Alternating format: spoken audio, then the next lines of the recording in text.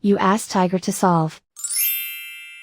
This deals with linear equations with one unknown. The final result is x equals 6. Let's solve it step by step. Group all x terms on the left side of the equation. Subtract 4x from both sides. Simplify the arithmetic. Group like terms. Simplify the arithmetic.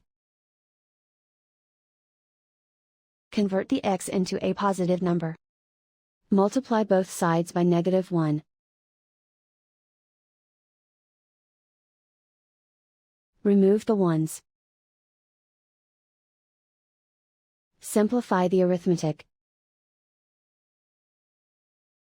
And so the final result is x equals 6.